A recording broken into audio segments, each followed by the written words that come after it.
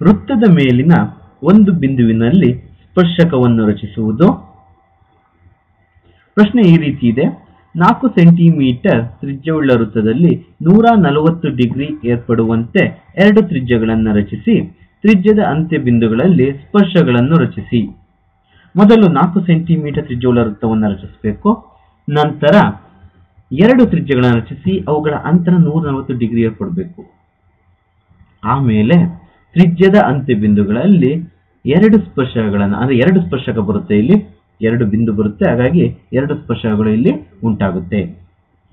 ಮೊದಲು ನಾವು ವೃತ್ತವನ್ನು ರಚಿಸೋಣ. ವೃತ್ತ ರಚಿಸಬೇಕಾದ್ರೆ ಒಂದು ಕೇಂದ್ರ ಇರಬೇಕು, ಅದನ್ನ ವೃತ್ತದ ಕೇಂದ್ರ ಅಂತ ಹೇಳ್ತೀವಿ. ಈ ಕೇಂದ್ರವನ್ನ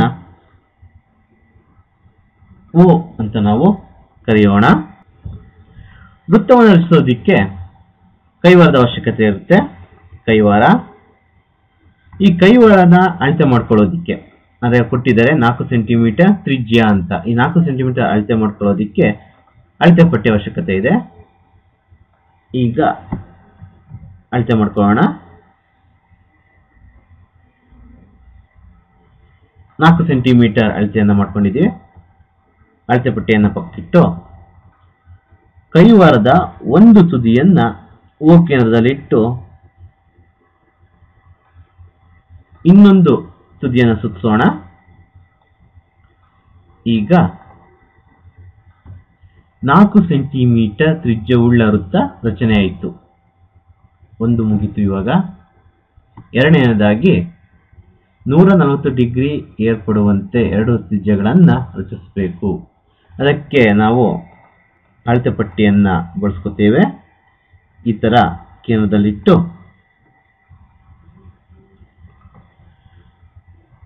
ಕೇಂದ್ರದ ತುದಿಯಿಂದ ಒಂದೆಷ್ಟು ದೂರ ಒಂದು ಗೆರೆಯನ್ನ ಎಳೆದಿದ್ದೇವೆ. ಈ ತ್ರಿಜ್ಯ ಬರುವಂತದ್ದು O ಇಂದ ಪರಿಧಿಯ ಅಂತ್ಯ ಬಿಂದು ತನಕ ಮಾತ್ರ. ಇಲ್ಲಿ ಬಿಂದು ಕಾಣ್ತಾ ಇದೆಯಾ? ಈ ಬಿಂದು ತನಕ. ಈ ಬಿಂದುಗೆ ನಾವು P ಬಿಂದು ಅಂತ ಹೇಳ್ತೀವಿ.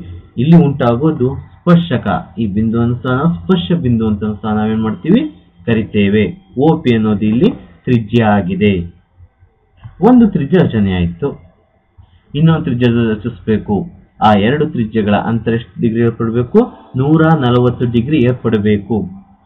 ಇನ್ನೊಂದು ತ್ರಿಜ್ಯ ರಚಿಸಬೇಕಾಗುತ್ತೆ, ಅದು ಅಂತರ 140 ಡಿಗ್ರಿ. ಹೇಗೆ ರಚಿಸೋದು? ಇದಕ್ಕೆ ನಾವು ಕೋನಮಾಪಕವನ್ನ ಬಳಸ್ಕೊತೇವೆ. ಕೋನಮಾಪಕದಲ್ಲಿ ಮೊದಲು ಅಂತರಗಳನ್ನ ಅಳತೆ ಮಾಡ್ಕೊಳ್ಳೋಣ. ನಾನೇನ್ ಮಾಡ್ತಾ ಇದ್ದೀನಪ್ಪ ಅಂದ್ರೆ ಕೆಳಭಾಗದಲ್ಲಿ ತಗೋತೇನೆ.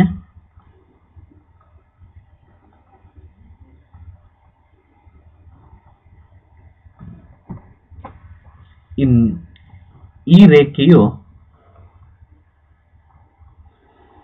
O ಮಧ್ಯಬಿಂದು ಕೋನಮಾಪಕದ ಮಧ್ಯಬಿಂದುವಿಗೆ ಸೇರಿರಬೇಕು. ನಂತರ ಕೋನಮಾಪಕದ ರೇಖೆಯ ಮೇಲೆ ನಾವು ಎಳೆದಂತ ರೇಖೆ ಇರಬೇಕು. ನೋಡಿ, ಕೋನಮಾಪಕದ ವೃತ್ತದ ಮಧ್ಯಬಿಂದು ಕೋನಮಾಪಕದ ಮಧ್ಯಬಿಂದುಗೆ ಸೇರಿದೆ. ಅದರ ರೇಖೆ ಕಾಣ್ತಾ ಇದೆಯಲ್ವಾ ನಿಮ್ಗೆ? ಅದರ ಮೇಲೆ ಕೋನಮಾಪಕ ರೇಖೆ ಇದೆ. ಈಗ ಅಳತೆ ಮಾಡೋಣ. ಈ ಕಡೆಯಿಂದ 0, 10, 20, 30, 40, 50, 60, 70, 80, 90, 100, 110, 120, 130, 140. ಇಲ್ಲಿ 140 ಉಂಟಾಯ್ತಾ ಇದೆ. ಅಲ್ಲಿಗೆ ಬಿಂದುವನ್ನ ಇಡೋಣ. ಬಿಂದು ಬೀಳ್ತಾನೆ ಇಲ್ಲ.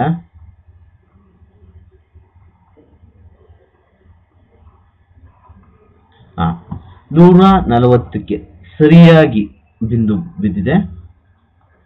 ಈಗ ಕೋನಮಾಪಕದ ಅವಶ್ಯಕತೆ ಇಲ್ಲ, ಅದನ್ನ ಪಕ್ಕಕ್ಕಿಡೋಣ.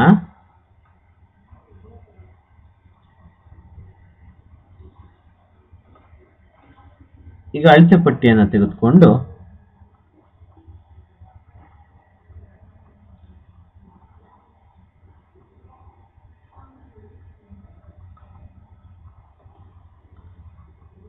ಎಳೆದಂತಹ ಬಿಂದುಗೆ ಸರಿಯಾಗಿ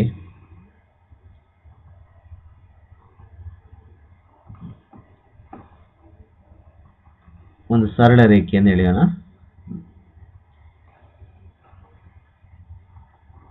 ಈಗ ನೋಡಿ, ಈ ಕೇಂದ್ರದಲ್ಲಿ ಅಂದ್ರೆ ತ್ರಿಜ್ಯಗಳ ಅಂತರ, ಇಲ್ಲೊಂದು ನಾವು ಹೆಸರನ್ನು ಕೊಟ್ಟಿಲ್ಲ, ಈಗ ನಾವು ಕ್ಯೂ ಅಂತ ಹೆಸರು ಹೇಳೋಣ. ಕ್ಯೂ, ಓ ಪಿ ಮತ್ತೆ ಓ ಕ್ಯೂ ವೃತ್ತದ ಎರಡು ತ್ರಿಜ್ಯಗಳಾಗಿವೆ. ಅವುಗಳ ಅಂತರ 140 ಡಿಗ್ರಿ ಹೊಂದಿವೆ. ನಾವು ಎರಡು ಹಂತಗಳನ್ನು ದಾಟಿದ್ದೀವಿ. ಮೂರನೇ ಹಂತ, ತ್ರಿಜ್ಯದ ಅಂತ್ಯಬಿಂದುಗಳಲ್ಲಿ ಸ್ಪರ್ಶಗಳನ್ನು ರಚಿಸಬೇಕು. ತ್ರಿಜ್ಯದ ಅಂತ್ಯಬಿಂದುಗಳು, ಓ ಪಿಯ ತ್ರಿಜ್ಯದ ಅಂತ್ಯಬಿಂದು ಪಿ ಆಗಿದೆ, ಓ ಕ್ಯೂನ ಅಂತ್ಯಬಿಂದು ಕ್ಯೂ ಆಗಿದೆ. ಈ ಅಂತ್ಯಬಿಂದುಗಳಲ್ಲಿ ಏನ್ ಮಾಡ್ಬೇಕು, ನಾವು ಸ್ಪರ್ಶಗಳನ್ನು ರಚಿಸಬೇಕು. ಮೊದಲು ಪಿ ಬಿಂದುವಿನಲ್ಲಿ ಸ್ಪರ್ಶಗಳನ್ನು ರಚಿಸೋಣ. ಅಳತೆ ಬದಲಾವಣೆ ಬೇಡ. ಈ ಕೈವಾರದ ಎಷ್ಟು ಅಳತೆ ತಗೊಂಡಿದ್ದೀವಿ ಅಂದ್ರೆ 4 ಸೆಂಟಿಮೀಟರ್ ಇದೆ, ಇನ್ನು ಯಾವುದೇ ರೀತಿಯ ಬದಲಾವಣೆ ಮಾಡೋದು ಅವಶ್ಯಕತೆ ಇಲ್ಲ. ಮೊದಲು ಪಿ ಬಿಂದುವಿನಲ್ಲಿಟ್ಟು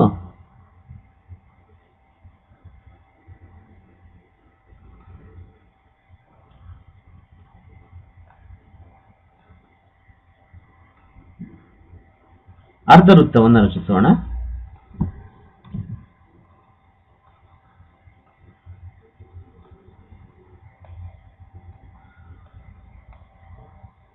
ಅರ್ಧ ವೃತ್ತ ರಚನೆ ಆಯಿತು.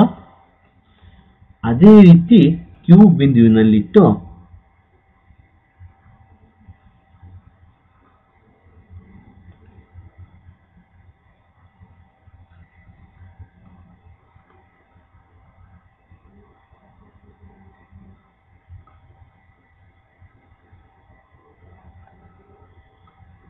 ಅರ್ಧ ವೃತ್ತ ರಚಿಸೋಣ.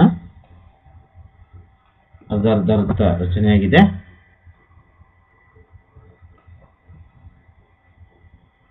ಕೈವಾರದ ಅಳತೆಯನ್ನ ಬದಲಾವಣೆ ಮಾಡೋ ಅವಶ್ಯಕತೆ ಇಲ್ಲ. ನಂತರ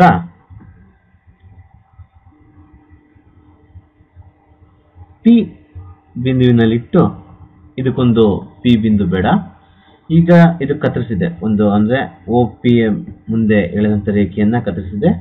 ಅದಕ್ಕೆ ನಾವು ಕೆ, ಈ ಕಡೆ ಕೆ ಅಂತ ತಗೋಣ, ಈ ಕಡೆ ಎಲ್ ಅಂತ ತಗೋಣ. ವೃತ್ತವನ್ನ ಒಂದೊಂದು ಬಿಂದುವಿನಲ್ಲಿ ಕತ್ತರಿಸಿದೆ. ಇದಕ್ಕೆ ಎಕ್ಸ್, ಈ ಕಡೆ ವೈ ಅಂತ ಹೆಸರು ಕೊಡೋಣ. ಈಗ ಕೆ ಬಿಂದುವಿನಲ್ಲಿಟ್ಟು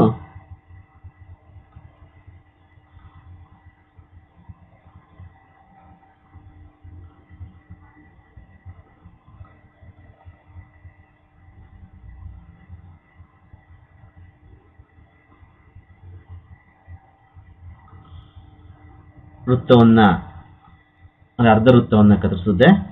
ಅದೇ ರೀತಿ ಈ ಕಡೆನೂ ಸಹ ಎಲ್ ಬಿಂದುವಿನಲ್ಲಿಟ್ಟು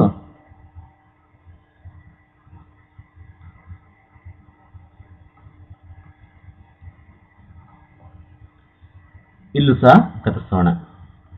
ಈ ಕತ್ತರಿಸೋದಕ್ಕೆ ಒಂದು ಹೆಸರನ್ನು ಕೊಡೋಣ, ಎಂ ಎನ್ ಎಂದು. ಕೈವಾರದ ಅಳತೆ ಬದಲಾವಣೆಯ ಅವಶ್ಯಕತೆ ಇಲ್ಲಿ ಯಾವುದೇ ರೀತಿ ಅಳತೆ ತಗೋಬಹುದು ನಾವು, ಕಡಿಮೆ ಅಥವಾ ಹೆಚ್ಚು. ನಾನು ಮಾಡ್ತಾ ಸ್ವಲ್ಪ ಕಡಿಮೆ ಮಾಡ್ಕೋತೀನಿ, ಅಥವಾ ಅದೇ ಅಳತೆ ಇದ್ರೆ ಏನೋ ಪರವಾಗಿಲ್ಲ. ಇಲ್ಲಿ ಕೆ ಬಿಂದುವಿನಲ್ಲಿಟ್ಟು ಒಂದು ಕಂಸವನ್ನು ರಚಿಸ್ತಾ ಇದ್ದೀನಿ. ಅದೇ ರೀತಿ ಎನ್ ಬಿಂದುವಿನಲ್ಲಿಟ್ಟು ಆ ಕಂಸವನ್ನು ಕತ್ತರಿಸ್ತಾ ಇದ್ದೀನಿ. ಕತ್ತರಿಸ್ತಾ ಇತ್ತು. ಈ ಕಡೆನೂ ಅದೇ ತರ ಎಂ ಬಿಂದುವಿನಲ್ಲಿಟ್ಟು ಒಂದು ಕಂಸವನ್ನ ಎಳೆಯೋಣ. ಕಂಸ ರಚನೆಯಾಗಿದೆ. ಅಳತೆ ಬದಲಾವಣೆ ಮಾಡಬಾರ್ದು. ಅದೇ ರೀತಿ ವೈ ಬಿಂದುವಿನಲ್ಲಿಟ್ಟು ಆ ಕಂಸವನ್ನ ಕತ್ತರಿಸೋಣ. ಈಗ ಇದಕ್ಕೊಂದು ಹೆಸರು ಕೊಡೋಣ, ಸಿ. ಇದಕ್ಕೆ ಐ. ಈಗ ಅಳತೆ ಪಟ್ಟಿಯ ಸಹಾಯದಿಂದ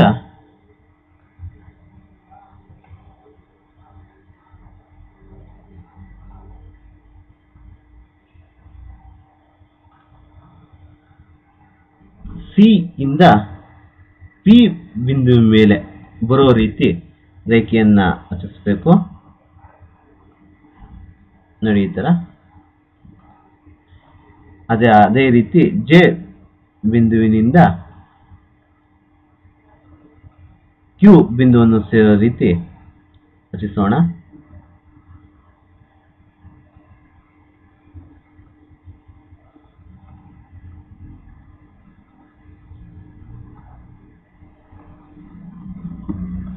ರಚನೆಯಾಗಿದೆ.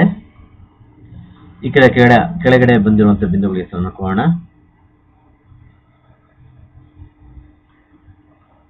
ಇದು ಐ,